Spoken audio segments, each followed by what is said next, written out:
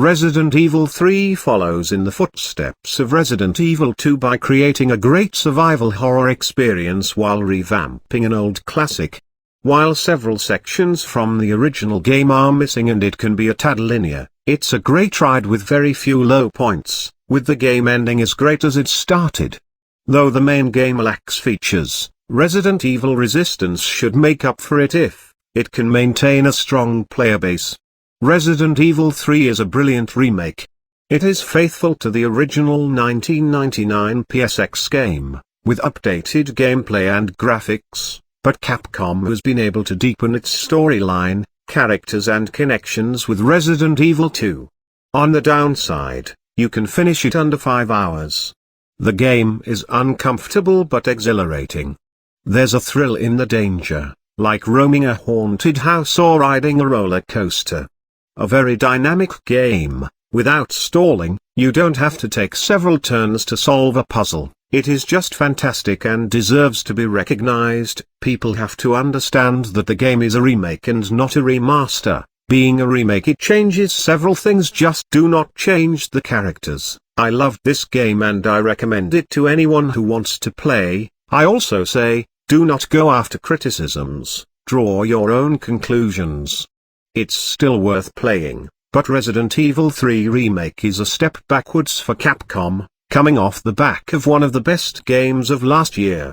It's gorgeous to look at, the jump scares will get you, and it's like stepping into a comfy pair of slippers. But even though your feet are cozy, it never feels like home.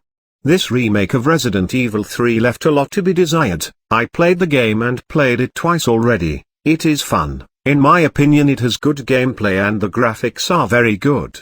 But unfortunately I didn't like it. Besides the parts that were removed, the game has script and logic problems that didn't exist in the original game. Really disappointed with this remake. They removed the clock tower, the park, mercenaries mode, they changed the Nemesis design and now it looks stupid, not intimidating at all. This game is not scary, and it's extremely short. No extra modes like Resident Evil 2. As a fan, we deserve another remake. Great graphics, characters, music and story. Tight moment-to-moment gameplay. However, less content than Resident Evil 2 Remake. Ruined the satisfaction of getting high ranks on high difficulties by allowing upgrades. Nightmare and Inferno are empty padding, meaningless. No replayability. No mercenaries. Hardly any costumes. The PS1 original had 7. Iconic clock tower sequence cut. Should have been more of the city. As DLC for Resident Evil 2 for £20, this would be amazing. As is? In the end, pretty good remake. Although it was only 8-9 hours long on story mode, 2 hours of cutscenes included. All the characters are cool. Looks great. Many scenes put a big smile on my face. What would be more interesting is, as usual, if everyone could puzzle out how to be less toxic and reactionary to any little old thing. Much less a missed classic that's been revisited. For shame, and for the sake of quiet, it's masterfully done. I played this game 21 years ago, and as much as I love Resident Evil, I didn't really care for the original. It was just odd. I couldn't dodge effectively to literally save my life, and other than having Jill Valentine as the main character, it simply frustrated me. But this rocks balls all the way through. Including the parts where the RE6 team clearly got involved. The overall reviews are very much positive. I for one enjoy the game.